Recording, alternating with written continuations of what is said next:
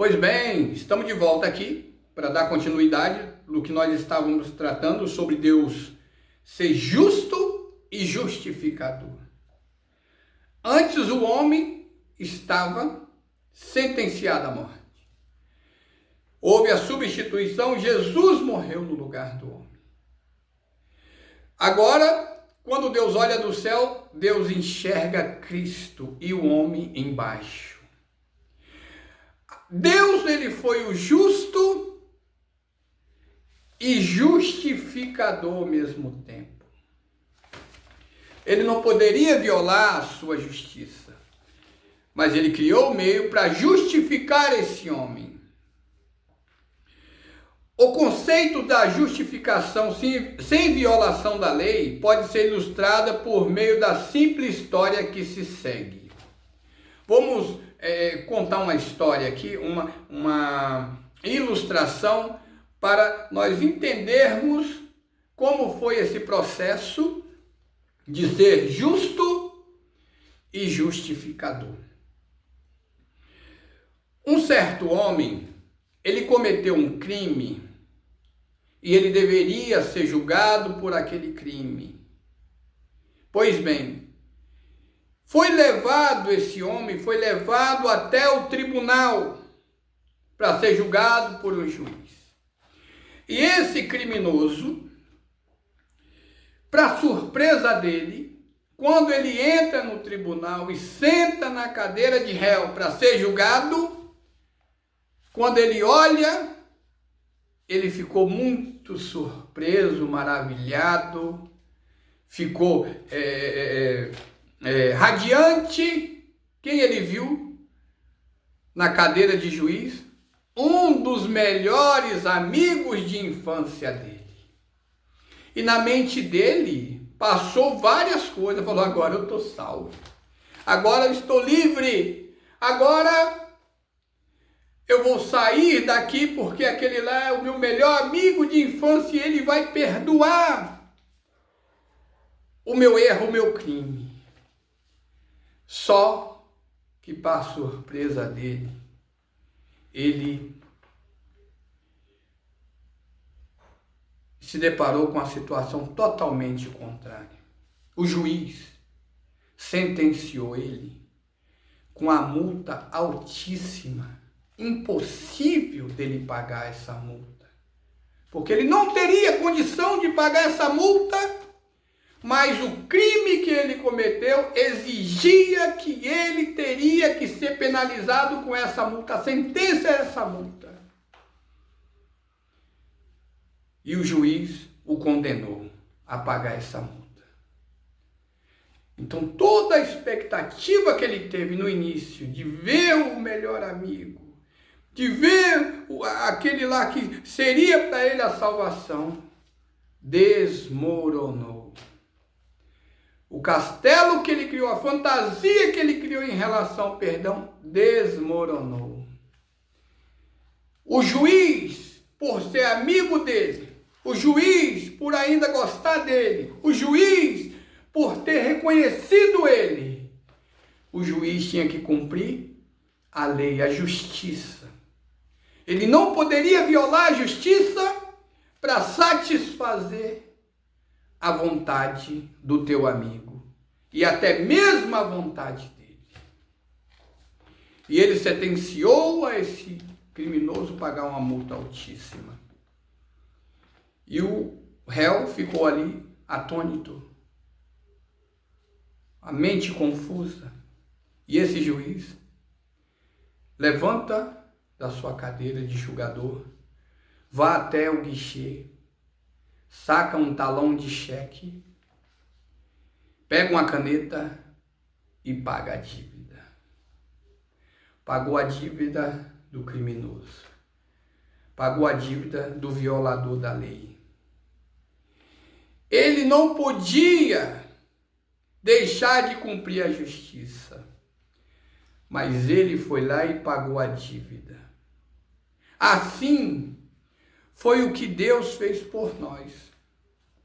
Ele foi justo aplicando a sentença e justificador justificador, substituindo a sentença, enviando Jesus para morrer por mim, por você e pela humanidade.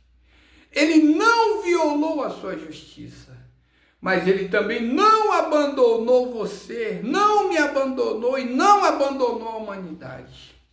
Ele foi justo e justificador. E dessa forma aconteceu no nosso caso. Deus não poderia quebrar a sua própria lei para nos salvar, mas pôde providenciar o cumprimento da sentença, pagando pessoalmente a dívida que era contrária a nós por meio do seu Filho Jesus. Vamos ler aqui Romanos, capítulo 3, versículo 24 a 26. Olha o que diz.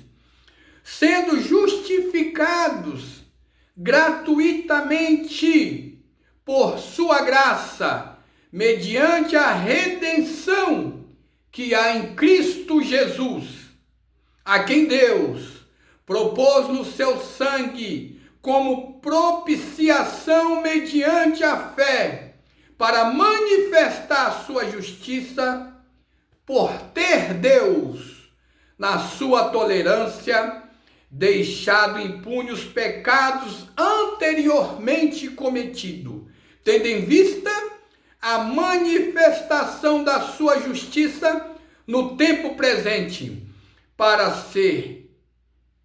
ele mesmo ser justo e justificador daqueles que têm fé em Jesus Cristo.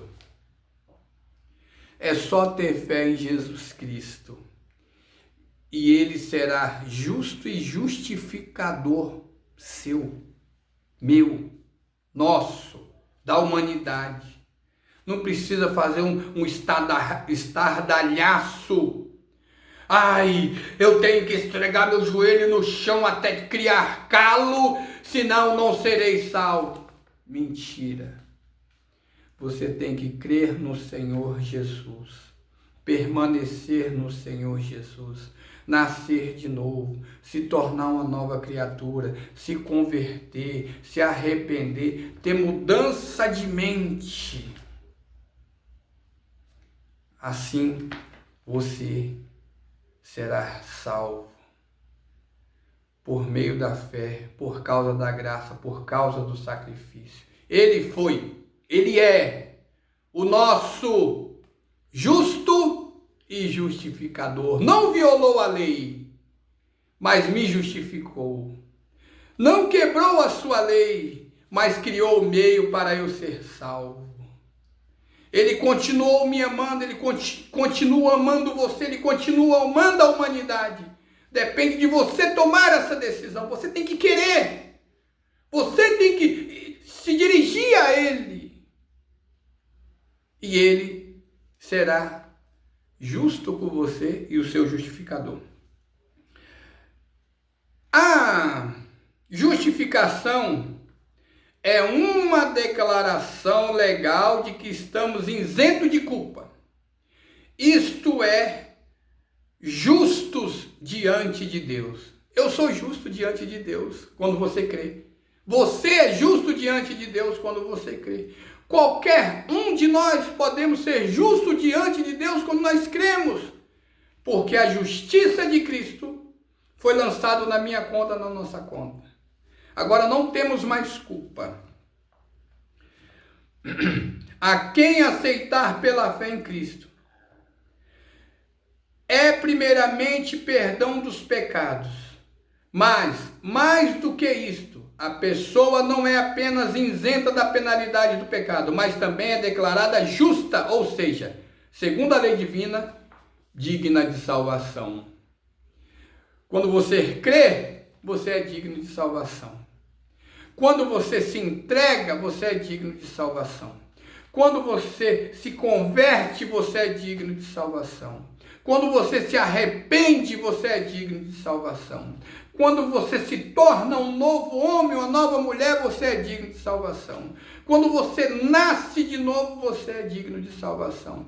Quando você esvazia-se do eu antigo, você é uma pessoa digna de salvação. É a palavra que diz, não sou eu. Pois bem, a sentença da culpa, nós éramos culpados, foi tirada a culpa. Nós tínhamos que morrer, foi tirada.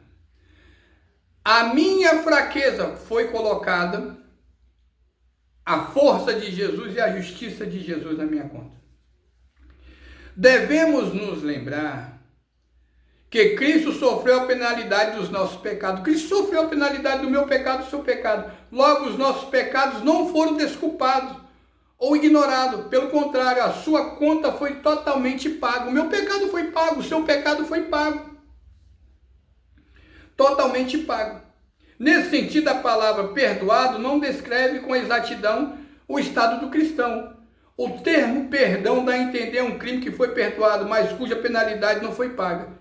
Logo, sua posição se compara mais exatamente com aquele de um homem que sai da prisão depois de cumprir uma sentença de 50 anos. O homem não é inocente do seu crime, mas a sua sentença já foi cumprida.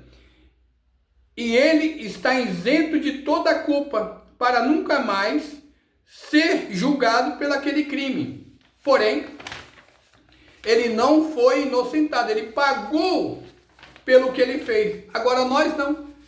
Jesus já pagou pelo que iria acontecer comigo e com você. Então nós estamos isentos de culpa. No nosso caso, Cristo já pagou a penalidade exigida pela lei de Deus para isentar-nos da culpa dos nossos pecados. Vamos ler aqui rapidinho, 1 Pedro, epístola 1 Pedro, capítulo 2, versículo 24. Olha o que diz. Carregando ele mesmo em seu corpo, sobre o madeiro, os nossos pecados, para que nós, mortos para os pecados, vivamos para a justiça. Então já foi pago. 1 Pedro ainda 3,18, olha o que diz. Pois também Cristo morreu uma única vez pelos pecados, o justo pelos injustos, para conduzir-vos a Deus, mortos sim, na carne, mas vivificado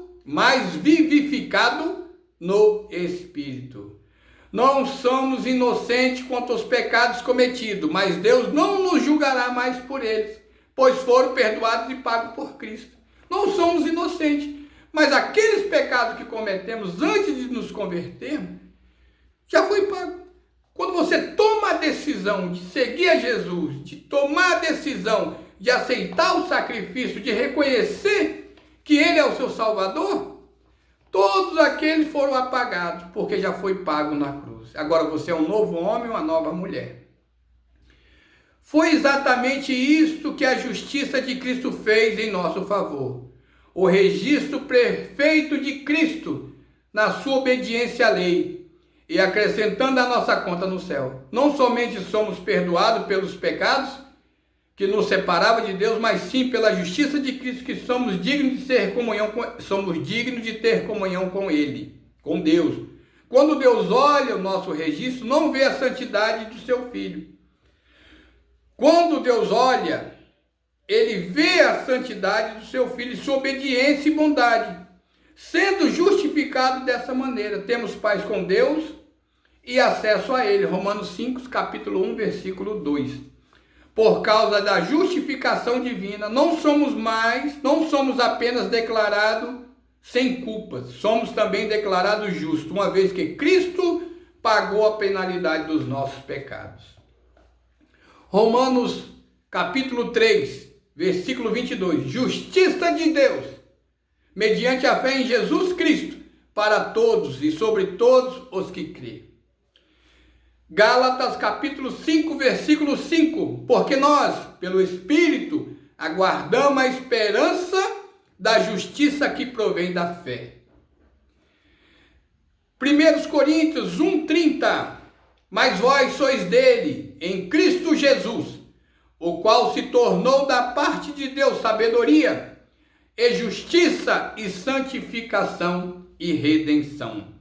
2 Coríntios 5:21. Para que nele fôssemos feitos justiça de Deus. Romanos ainda 10, versículo 4. Porque o fim da lei é Cristo, para a justiça de todo aquele que crê. Romanos ainda 5,19. Assim também, por meio da obediência de um só, muitos se tornarão justos. Então, somos justificados. O que é justificação? Ser justificado por Cristo. O que é ser justificação? É você crer no sacrifício. É você tomar a decisão de aceitar esse sacrifício. É você esvaziar do seu antigo eu. É você se tornar uma nova criatura. É você nascer de novo. É você seguir nas passadas de Jesus. Precisa de algum sacrifício? É só crer. É só permanecer. É só continuar. É só perseverar. Será salvo tu e a tua casa. Então, o que é justificação? É ser justo diante de Deus porque cremos no sacrifício de Cristo. O que é justificação? É ter os pecados apagados, porque os pecados foram pagos. Foram cobrados do justo lá na cruz, porque eu e você não tínhamos condição de cumprir os 10 mandamentos. E se errasse um, condenado à morte. Era como se fosse um malabarista em cima de uma corda com 200 quilos nas costas. Mas Jesus veio e nos deu alívio. Jesus veio e nos tirou a nossa culpa. Jesus veio e nos inocentou. Jesus veio, morreu em nosso lugar. Jesus veio e substituiu-nos para que eu e você pudéssemos se apresentar diante de Deus justificar. Crendo, permanecendo. Amém? Deus abençoe a todos, em nome de Jesus.